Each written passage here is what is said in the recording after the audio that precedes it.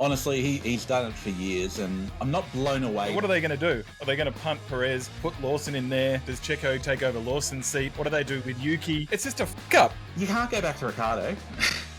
You can't keep Sergio.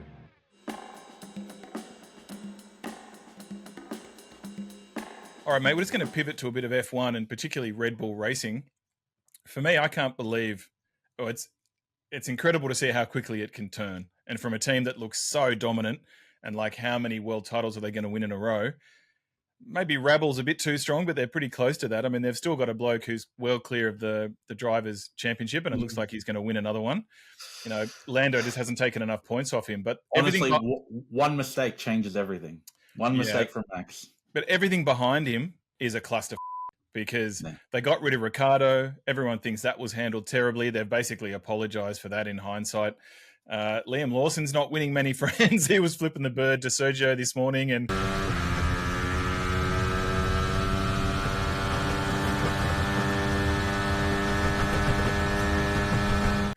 Perez has actually said maybe he's not even fit for Formula One. You know, maybe he thinks he's coming for his seat, but we don't seem to have the next young gun. So what are they going to do? Are they going to punt Perez, put Lawson in there? Does Checo take over Lawson's seat? What do they do with Yuki?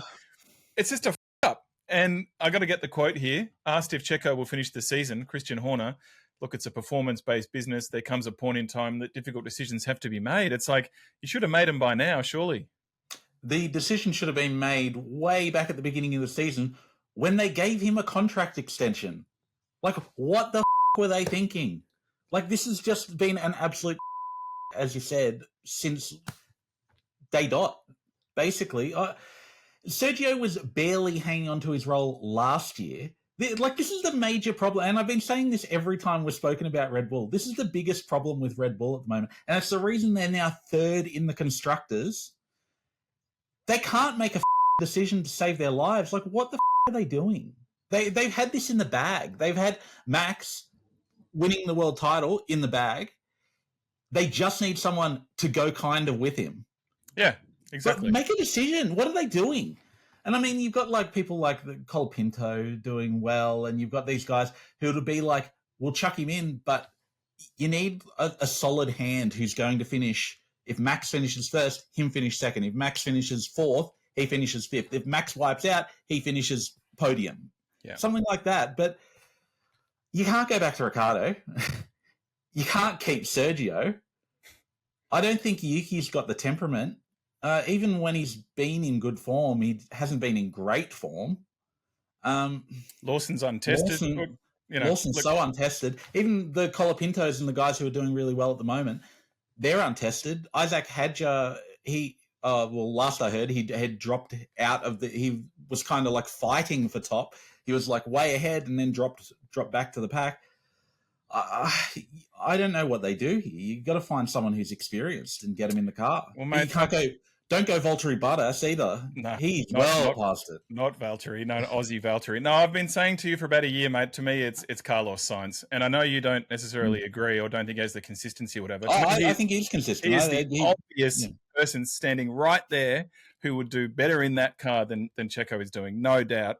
I reckon he can wrangle his way out of his Williams deal. He's too good for Williams at this moment, all due respect. He's the obvious guy, just obviously picked up another win this morning, but it's not recency bias. I've been saying for a long time, he's the guy that should slot into that seat behind Max. I think that can work. He's shown he's a good teammate. He still gets along with a lot of the blokes he used to drive with, you know? Honestly, he's done it for years, and I'm not blown away by Sainz. But in terms of consistency, he's right there, because thinking back to when he was there at McLaren with Lando, they were best mates, and he's just moved to teams, and he's been well respected and exceeded expectations, but he's just not blown the doors off the place. But I think he would be a great option. There's one other option that if Red Bull was smart and threw all the money at him, Oscar Piastri. He's proven it. He's proven that he is a world title contender in a great car. I don't know if he'd want to leave, but if you open the checkbook and throw him, well, we saw those rumblings on there. We saw those rumblings over the last week or so, but then it's like would you jump to a Red Bull thinking what they've done and can they get back there? Or do you stick with a pretty promising McLaren team that, well, they haven't done as well probably, I guess, the last few weeks, but overall they've had a pretty promising season. It's going to be one of those things that is very fascinating to come up, because we're also reaching the point where we're reaching this new era in 2026. So Williams is putting all their money into that, and that's really impressed Carlos Sainz, where he thinks he can actually be a world title contender in a Williams. Have McLaren showed Piastri something? The fact that Webber is talking to Red Bull, or he is at least being spoken about talking to him, it kind of is the beginning of smoke. And we know no doubt. But you're right. It's about what can you do for me now, but it's also just dangling that little carrot about, look, trust us, we've got something coming. But a lot of these teams have tried this with varying degrees of success. But Red Bull used to be so ruthless, like Vettel and Webber, and the decisions that they made. No, you're gone. You're out of here. We've got a better car than what you're producing. You're gone. What's happened to that? Gasly, Albon. More recently, how the hell can't they pull the plug on Perez?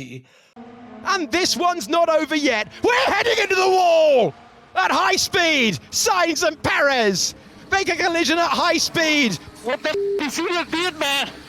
What the is he crazy or what? Idiot. Unless he is bringing in so much Mexican money, it would have to be so attractive what he's bringing. He'd have to bring in double what he's making, triple what he's making. You'd have to make it so worth their while to be still holding on to the seat, because I cannot see it in terms of quality driving. He's just not there. We need to get those books open. We need to get those accountants, those bean counters. We need to know, is a bloke who brings in some sponsorship revenue better for you than a guy getting on the podium every week? It's hard to see that you couldn't be making more money with a successful driver than someone has popular sponsors. Well, also the money they're going to lose by finishing third in the constructors, not even second. That's a few $1 million that they're losing. McLaren look pretty certain pretty likely to get the constructors, so they're going to get a big influx of cash.